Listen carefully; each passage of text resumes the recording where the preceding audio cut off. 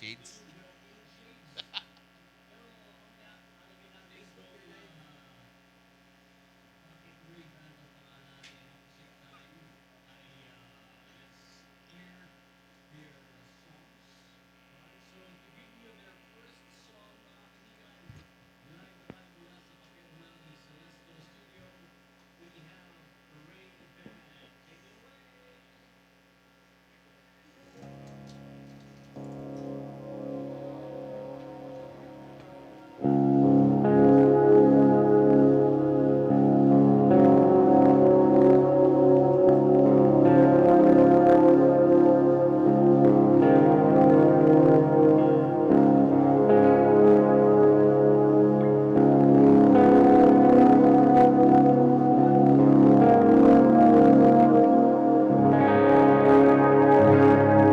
What good is a landslide when no one falls? What good is a hurricane when there's no reef at all? What good is an earthquake when you can't?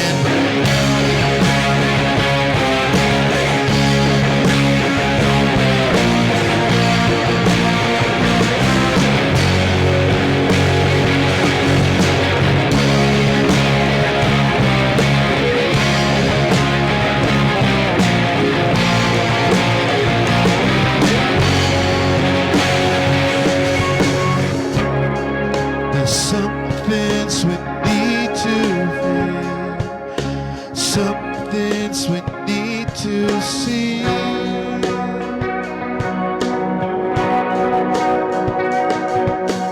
Some things we have to change and try to understand.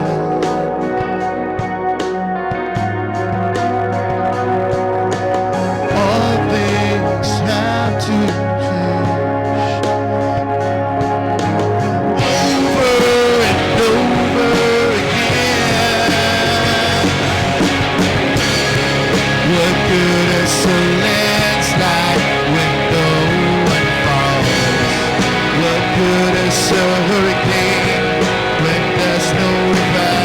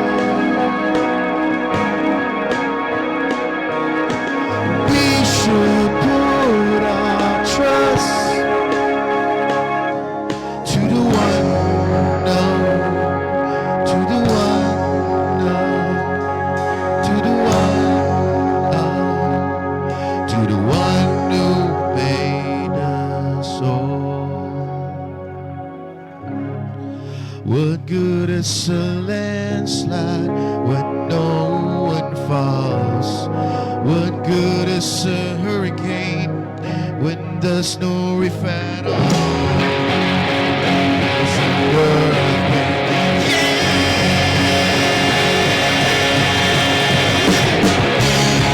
What good is a landslide when no one falls? What good is a hurricane when there's no relief at all? What good is an earthquake when you can't break those walls?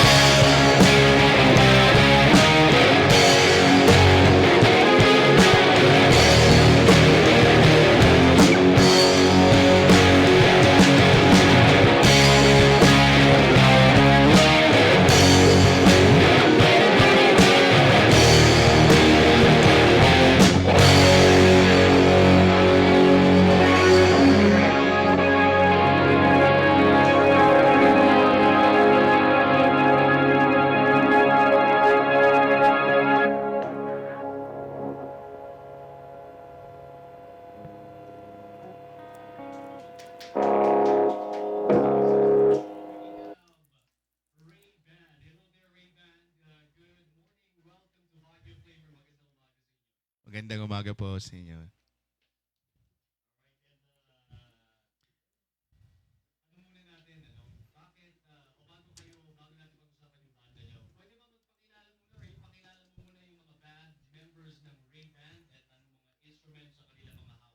Yes, ako nga pala si Ryan on vocals and guitar.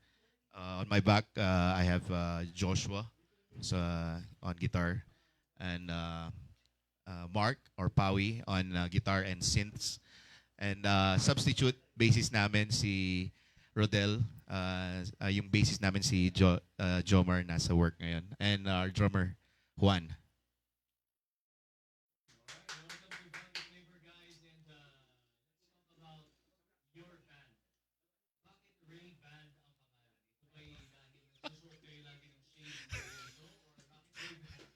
Actually, nag-umpisa yan. Yung band kasi namin nag-umpisa sa Saudi. Yung original na Ray. So, bali nagbakasyon ako. Iba yung band name namin dati. Then, after ko magbakasyon, pag balik ko sa work sa Saudi, sabi ng mga kabanda ko, magbago tayo ng mga pondo. Tapos ganito. Gayahin natin yung Franco. Sabi niya, since yung pangalan mo, Ray, sabi niya, huwag mo nang gamitin yung first name mo. Yun na yung band name natin. So from that day onward, yun, naging Ray na. Parang Bon Jovi.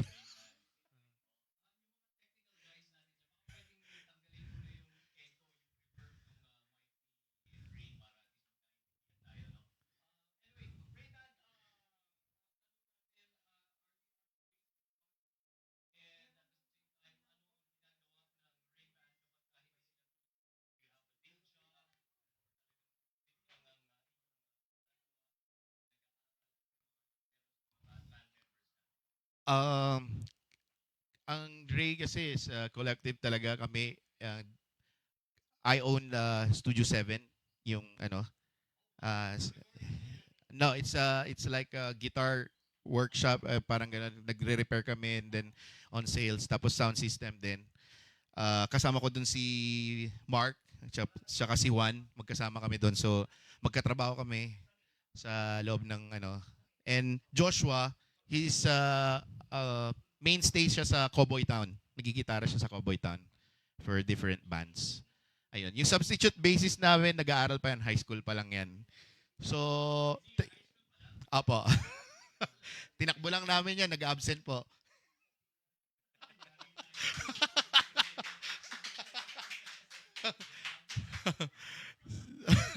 So, technically, kami base talaga kami sa La Trinidad.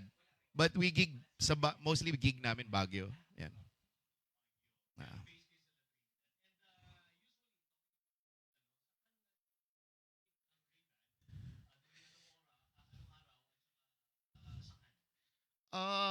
Usually sa mga mga forakos and then sa mga small gigs or concert, ganoon yung just last week nag-open kami para sa single launch ng ng Diamante. Ayun. Tapos pag umuwi kami ng Dagupan, because meron din kaming studio sa Dagupan, tapos nakadikit yun dun sa bar na Area 51. Tumutugtog kami din pag nauwi kami. Yan.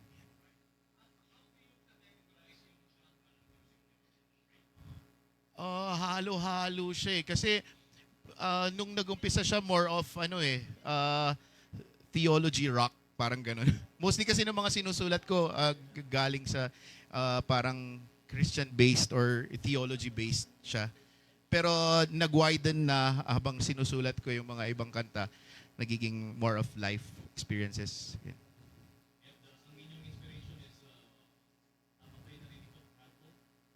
Franco, Urban Dub, ganun.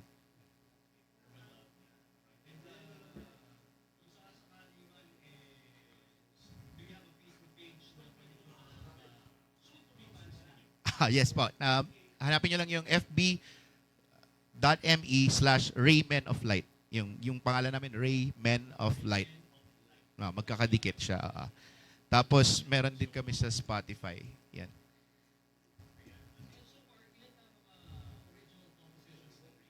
Uh, may isa kaming album yung Kohelet. Pero yung naka-upload sa Spotify around 6, mga ganun. Ngayon, lately lang kami nag-decide na mag-upload sa Spotify.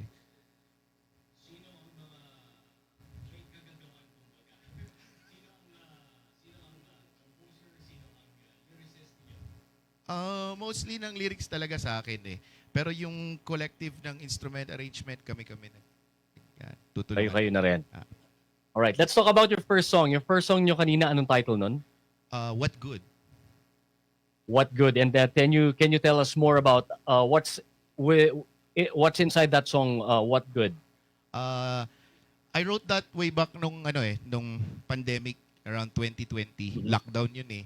And then suddenly I had to go home kasi nagkasakit yung tatay ko. So alam niyo nung time na yun, walang travel. So kailangan pupunta ako, bumaba ako. Tapos one day, paggising ko ng umaga, bibili ako ng ulam. Actually, tuyo. Bibili ako ng tuyo. Tapos I was on the bike. Tapos narinig ko na lang siya sa isip ko, yung kanta. Mismo talaga, yung pati yung guitar line. Talaga, wow. Sabi ko, what good. Yung chorus particularly. It's pertaining to yung life is never in our control. Kasi nung pandemic, di ba, nawalan tayo ng control sa mga buhay natin eh. So we were all contained. So walang kasaysayan yung buhay kong we don't remember our maker, parang ganun. So yun yung nun. So when I got home, kinuha ko yung gitara, ni-record ko sa phone ko. And when after a month, pagbalik ko ng Baguio, yun, ni-record na namin. That's nice. All right. And let us talk about your second song. Anong title ng second song nyo and anong storya ng second song nyo? It's called Same Old Sun. It's Same Old Sun. Yeah, it's derived from the book of Ecclesiastes sa Bible. Yan. So it's more of pertaining to ganun. It's marami tayong pinupursu sa buhay, yung life and yung mga pangarap natin. But then at the end of the day, we all go back to who created us. So yun. Amen. Oo. Galing. All right. So mga kaibigan, you can invite your the viewers and the listeners sa inyong mga future gigs. Go ahead. Yes, saan bang next gig? So bali last pa lang namin ngayon eh. So far may mga plans pa going to sa Bangus Festival on April and on May sa La Trinidad probably. Naka-announce naman actually sa namin sa page namin. Facebook. Ang i-promote na lang namin bukas, marirelease po yung Same Old Sun sa Spotify. Wow. So you just go on Ray PH. Hanapin niyo lang Ray PH sa Spotify. Release Spotify. Siya. Alright. 28. Alright. So we're very lucky today dahil for the very first time, maririnig ng ating mga listeners and mga viewers natin sa Facebook Live ang second single na ilalabas sila. Tama ba? Yes. Or would this be the second or the fourth or the sixth? Parang sixth. Parang Sixth. Alright, the sixth single. Pero first time nyo po maririnig mga kaibigan, live na live dito sa Baguio Flavor. With of course Ray Band, ang kanilang pangalawang kanta called Same Old Sun. Live na live mula po sa Celestial Cafe Umali Celestial Studio. Eto na po, Ray Band with Same Old Sun. Take it away!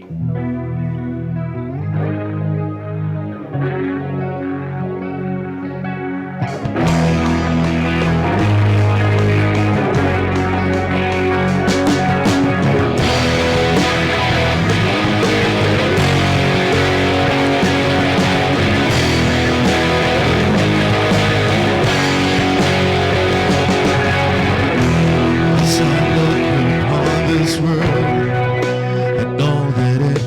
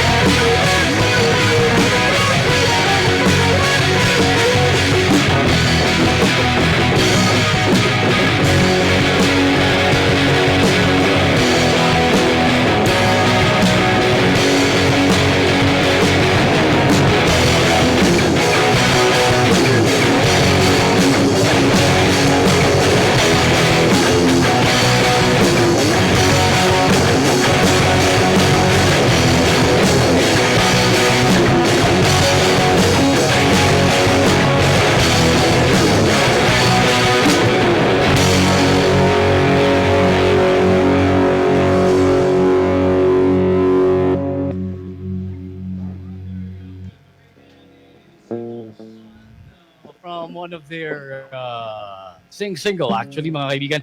Ray Band, we'd like to thank you and Thank you po. good luck to your career. Yes. And at the same time, good luck sa inyong Studio 7, and hopefully we'll be able to play your songs dito sa Big Sound FM at sa Big Radio. Thank you. You might want to thank somebody. Go ahead.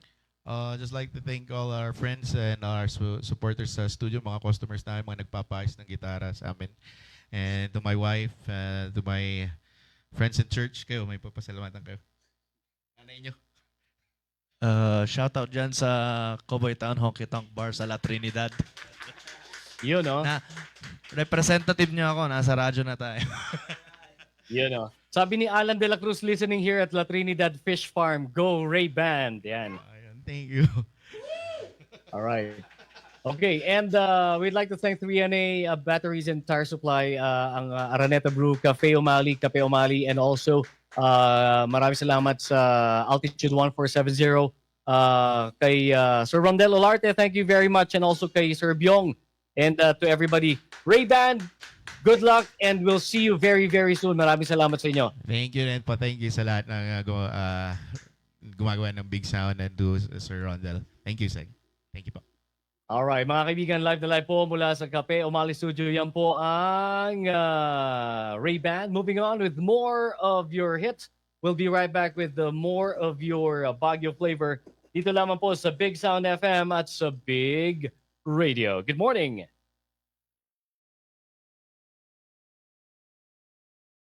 Big Sound